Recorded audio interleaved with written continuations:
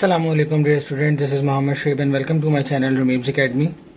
तो आज की इस वीडियो में हम लोग स्क्रू गेज, जो एक और बहुत ही इंपॉर्टेंट मेजरिंग इंस्ट्रूमेंट है, कि अगर हम मेजरिंग इंस्ट्रूमेंट की लिस्ट बनाएं तो जो top of the list measuring instrument आएगा वो स्क्रू गेज आएगा। सेकंड टाइप है आपके सिलेबस की। पहले हमने वर्नियर कैलिपर स्टडी किया था, उसके बाद आज जो है वो स्क्रू गेज को स्टडी करेंगे, बिल्कुल उसी सीक्वेंस से और बिल्कुल वही जो है इसका पैटर्न है जैसा वर्नियर कैलिपर का था। इसमें भी हमने डेफिनेशन पढ़नी है, इसको समझना है कैसे रीडिंग लेते हैं, जीरो एरर क्या होता है, लीस्ट काउंट क्या होता है।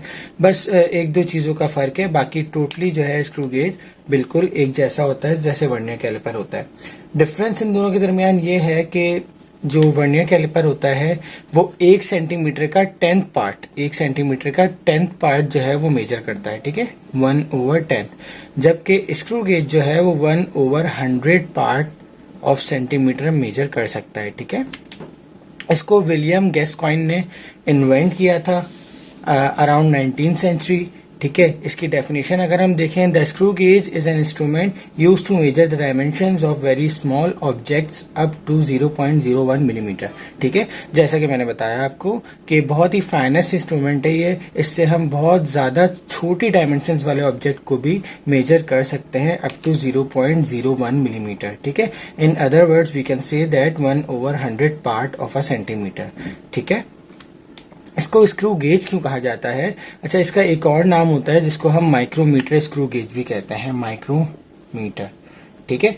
ये माइक्रोमीटर जो है इस सेंस में कहते हैं कि माइक्रो का मतलब होता है वेरी स्मॉल, ठीक है, माइक्रो का मतलब होता है वेरी स्मॉल, और मीटर जो है वो मेजरमेंट से निकला है ग्रीक वर्ड में, तो इसका मतलब होता है मेजर, ठीक है। तो माइक्रोमीटर का मतलब क्या हो गया? स्मॉल मेजर, ठीक है। और स्क्रू गेज, स्क्रू इसका वर्ड इसलिए इस्तेमाल किया गया है क्योंकि इसके अंदर जो है ये जो कंसिस्ट करता है वो सर्कुलर स्केल पे करता है, और सर्कुलर स्केल जो मेन स्केल के ऊपर स्लाइड होता है वो कुछ इस तरीके से होता है कि वो उसको जो है ना टर्न करना पड़ता है हमें स्क्रू की तरह। जैसे हम स्क्रू ड्राइवर से किसी चीज को टाइट करते हैं रोटेट करके क्लॉकवाइज या एंटी क्लॉकवाइज, इसी तरीके से इसके अंदर भी जो सर्कुलर स्केल होता है वो हम स्क्रू की तरह जो है उसको रोटेट करवाते हैं क्लॉकवाइज आइदर एंटी क्लॉकवाइज, ठीक है। तो इसीलिए इसको स्क्रू का नाम दिया गया। और गेज का मतलब होता है मेजरमेंट, कि हम उससे क्या चीज मेजरमेंट कर रहे हैं, ठीक है। तो इसीलिए इसको माइक्रोमीटर स्क्रू गेज भी कहा जाता है, ठीक है। अगर हम इसके लीस्ट काउंट की बात करें तो जैसा कि मैंने आपको वर्नियर कैलिपर में भी बताया था कि लीस्ट काउंट क्या होता है, वो छोटे से छोटी मेजरमेंट जो कोई भी इंस्ट्रूमेंट ले सके, ठीक है। जैसे वर्नियर कैलिपर की जो है वो 0.01 सेंटीमीटर थी, ठीक है। इसी तरीके से अगर हम स्क्रू गेज की बात करें तो स्क्रू गेज की जो आपकी मेजरमेंट होगी, लीस्ट काउंट होगा, वो कुछ इस तरीके से निकालते हैं कि लीस्ट काउंट का फॉर्मूला होता है पिच ऑफ द स्क्रू, ठीक है, pitch of the screw divided by total number of divisions, total number of division on circular scale, on circular scale, ठीक है। अब पिच ऑफ द स्क्रू ये क्या होता है? तो पिच ऑफ द स्क्रू का मतलब ये होता है कि जब हम जैसे सर्कुलर स्केल अभी मैं आपको दिखाऊंगा रीडिंग लेके, तो जो स्क्रू गेज होता है उसके ऊपर ना सर्कुलर स्केल के ऊपर लाइंस होती हैं कुछ इस तरीके से, ऐसे लाइंस होती हैं, ठीक है। ये 0 होता है, 10 होता है, फिर 15 होता है, फिर रोटेट हो के तो ये टोटल 100 तक होती है। लास्ट 95 लिखा होता है और ये टोटल काउंट करेंगे तो 100 हो जाती है।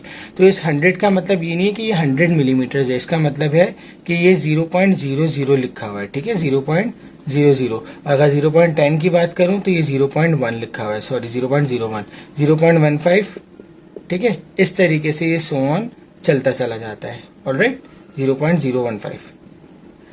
तो अगर हम जो है वो पिच ऑफ द स्क्रू की बात करें तो टोटल सर्कुलेशन, एक कंप्लीट सर्कुलेशन जब हम इस सर्कुलर स्केल की करते हैं मेन स्केल पे, तो मेन स्केल पे जो रीडिंग आती है वो कहलाती है पिच ऑफ द स्क्रू, ठीक है। कि एक पिच कितना जो है इसने रोटेट किया, मतलब थ्रेड जो होते हैं ना, जैसे स्क्रू के अंदर थ्रेड होते हैं, तो एक थ्रेड से दूसरे थ्रेड तक का डिस्टेंस पिच कहलाता है। इसी तरीके से सर्कुलर स्केल में भी क्या होता है, जब हम इसको रोटेट करते हैं तो एक पॉइंट से लेकर दूसरे पॉइंट तक का जो डिस्टेंस होता है वो पिच ऑफ द स्क्रू कहलाता है, ठीक है।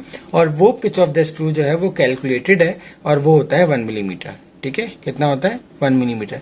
जबकि total number of division on circular scale मैंने आपको बताया 100 होता है, ठीक है। This is not in any unit, ठीक है, सिर्फ और सिर्फ हम नंबर्स शो करते हैं कि ये 100 है। टोटल नंबर ऑफ डिविजन्स की बात की गई है।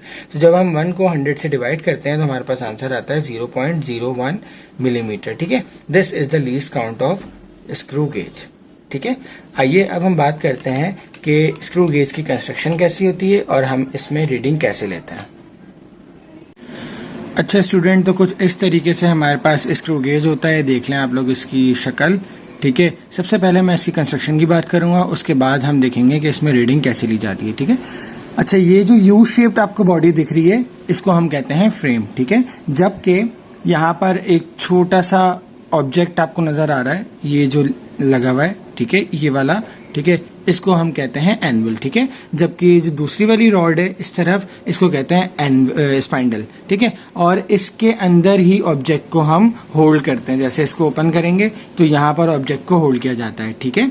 अच्छा जी, नेक्स्ट आगे चलते हैं। तो यहाँ पर आपको एक ये पेन दिख रही है, इसको कहते हैं लॉक पेन। इससे जब हम किसी भी ऑब्जेक्ट को यहाँ पर फंसाते हैं तो उसके बाद इसको ऑब्जेक्ट को निकालने के बाद इसको टाइट कर लेते हैं ताकि फिर ये मूवमेंट ना करे, ठीक है। अच्छा, कुछ इस तरीके से ये जो लिखा हुआ है, ये वाली जो नंबरिंग दी हुई है, इसको हम कहते हैं मेन स्केल।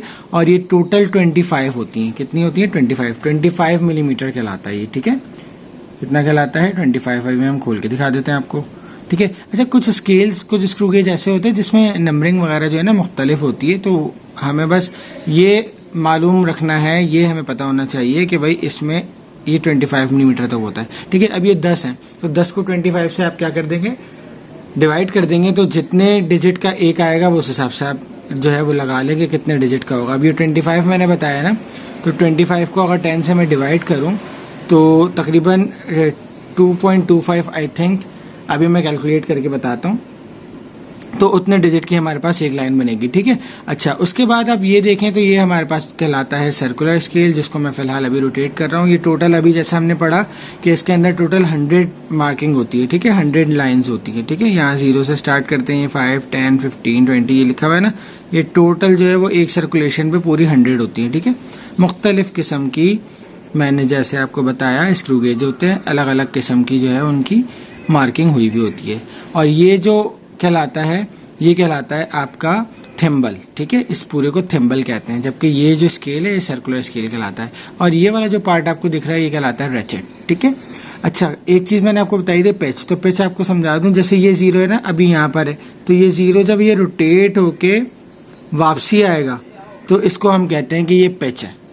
क्या कहते हैं हम इसको? कि ये एक पिच है स्क्रू की, और ये यूजुअली 1 मिलीमीटर की होती है। और टोटल नंबर ऑफ डिवीजन 100 होते हैं सर्कुलर स्केल के ऊपर। तो इस तरीके से इसका जो लीस्ट काउंट आता है वो आता है 0.01 मिलीमीटर, ठीक है। आपको इसकी कंस्ट्रक्शन समझ में आ गई। अब हम इसकी बात करते हैं कि किस तरीके से इसमें रीडिंग ली जाती है। तो लेट सपोज मेरे पास एक ये वायर है, ठीक है। इस वायर को हमने एनविल और स्पैंडल के बीच में फंसाना है कुछ इस तरीके से कि सर्कुलर स्केल को टाइट करना है, ठीक है। और ये एक हद तक टाइट होगा, मजीद इसको दबाना नहीं है, ठीक है। क्यों? क्योंकि अगर इसको हम दबाएंगे तो रीडिंग में क्या आ जाएगा? ऑल्ट्रेशन आ जाएगी, चेंज आ जाएगा, ठीक है। तो हम इसको फिक्स करने के बाद क्या करेंगे? इस रैचेट से इसको मजीद घुमाएंगे ताकि जो भी एरर होगा ये क्लियर कर देगा, ठीक है। और इसको घुमाएंगे हम कुछ इस तरीके से। देखें, ये इसमें आवाज है, इसका मतलब ये टाइट हो चुका है। तो इसका मतलब है हमें इसको क्या करना है? निकाल लेना है, ठीक है। तो ये मैंने क्या किया? वायर निकाल लिया, ठीक है। वायर निकालने के बाद आप ये लॉक पिन इस तरह कर दिए, तो इसका मतलब ये लॉक हो गया, ठीक है। अब हमें रीडिंग कैसे लेनी है? देखें, हमारे पास मैंने आपको बताया था कि टोटल इसमें कितने थे? 10। तो अगर 25 को 10 से मैं डिवाइड करूं तो 2.5 का 1 मिलीमीटर बन रहा है, ठीक है। तो अब यहाँ पर देखें 1, 2, 3, 4 और 5 डिजिट टोटल यहाँ पर नजर आ रहे हैं। कितने? 5। तो 2.5 का अगर 1 बन रहा है तो ये एक ही लिखा हुआ नजर आ रहा है ना, तो ये टोटल कितना हो गया? 2.5 मिलीमीटर। तो मैं यहाँ पर लिख लेता हूँ कि जो सर्कुलर स्केल की रीडिंग है, मैं रजिस्टर में लिख लेता हूँ, ठीक है। जैसे मेरे पास रजिस्टर है, ठीक है, मैं यहाँ पर लिख देता हूँ कि सर्कुलर स्केल पे जो रीडिंग आई वो आई है 2.5 मिलीमीटर, ठीक है, 2.5 मिलीमीटर, ठीक है। जबकि सर्कुलर स्केल की रीडिंग हम किस तरीके से लेते हैं? देखें, सर्कुलर स्केल का 0, सर्कुलर स्केल का जो नंबर, जो डिजिट इस डेटम लाइन से कोइंसाइड कर रहा होगा वो सर्कुलर स्केल की रीडिंग होगी, और उसको इसके लीस्ट काउंट से मल्टीप्लाई कर देंगे तो हमारे पास आ जाएगा क्या, सर्कुलर स्केल की रीडिंग। सॉरी, ये मेन स्केल की थी, अब सर्कुलर स्केल की रीडिंग की बात करता हूँ। ठीक है, तो यहाँ पर आप देखें 0 ये रहा, तो कितने लाइन्स हैं यहाँ पर, 1 2 3 4, 1 2 3 है, सॉरी 1 2 3, हाँ यस 3 है। ठीक है, तो मेरे पास आ गया 3 मिलीमीटर्स। ठीक है, अब 3 मिलीमीटर्स को मैं 0.01 से क्या करूंगा, मल्टीप्लाई करूंगा।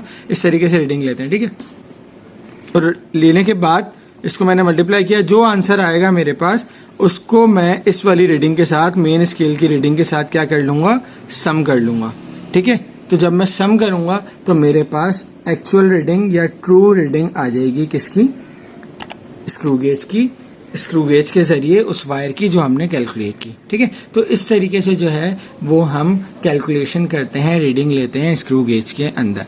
ठीक है, तो लास्ट में हम बात करेंगे जीरो एरर की। जिस तरीके से वर्नियर कैलिपर पे हमने जीरो एरर पढ़ा था कि जीरो एरर क्या होता है कि जब किसी इंस्ट्रूमेंट के अंदर कोई ना कोई एरर मौजूद होता है उनकी रेफरेंस लाइन के अंदर, तो उसे हम जीरो एरर कहते हैं। ठीक है, अगर हम वर्नियर कैलिपर की बात करें तो वर्नियर कैलिपर में जीरो एरर कैसे आ रहा था कि जब वर्नियर स्केल और मेन स्केल का जीरो आपस में कोइंसाइड नहीं कर रहे थे, और या तो वो राइट पे जा रहा था या लेफ्ट पे जा रहा था, तभी वो पॉजिटिव और नेगेटिव जीरो एरर आ रहा था। ठीक है, अब यहाँ पर स्केल तो है, लेकिन अब यहाँ पर एक मेन स्केल है और एक सर्कुलर स्केल है। ठीक है, तो यहाँ पर जो स्केल आएगा वो राइट और लेफ्ट पे नहीं आएगा बल्कि अप एंड डाउन आएगा। ठीक है, तो इसके लिहाज से हमें यहाँ पर जीरो एरर को कैटेगराइज करना है।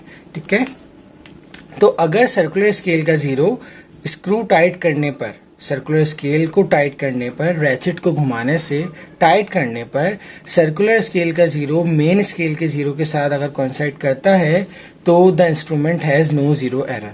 ठीक है, लेकिन अगर दोनों स्केल आपस में कोइंसाइड नहीं करते, आइदर वो ऊपर जाए या फिर नीचे आए, ठीक है, अगर कोइंसाइड नहीं करते तो हम कहेंगे कि स्क्रू गेज इंस्ट्रूमेंट के अंदर जीरो एरर मौजूद है। ठीक है, तो इन केस अगर सर्कुलर स्केल का जीरो मेन स्केल के जीरो के बॉटम लाइन पे आता है, यानी कि जो मेन स्केल के ऊपर ऐसे लाइन होती है, ठीक है, जहां पर जीरो लिखा हुआ होता है, ऐसे नंबर्स अभी आपने देखा था।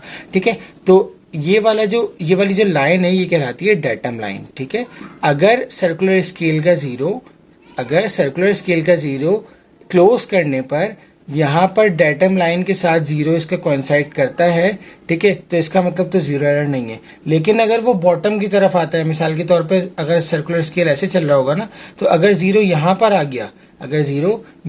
गया, तो इसका मतलब इसके अंदर क्या है, पॉजिटिव एरर। ठीक है, पॉजिटिव जीरो एरर।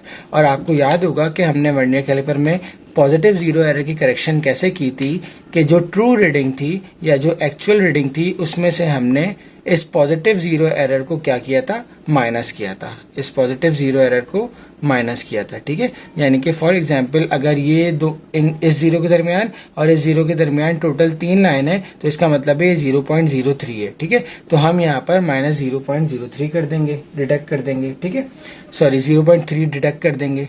ठीक है, इसी तरीके से अगर जीरो सर्कुलर स्केल का डेटम लाइन से अप साइड की तरफ जाता है, ऊपर की तरफ जाता है, तो इसका मतलब है इसके अंदर नेगेटिव जीरो एरर मौजूद है। ठीक है, और नेगेटिव जीरो एरर की करेक्शन जो है वो वैल्यूज को ऐड करने से होती है। ठीक है, वैल्यूज को ऐड करने से होती है। तो हम क्या करेंगे, जितने भी डिजिट ये ऊपर जाएगा, मिसाल के तौर पे 5 डिजिट जो है, 5 मार्किंग जो है वो सर्कुलर स्केल का जीरो ऊपर जा रहा है डेटम लाइन से।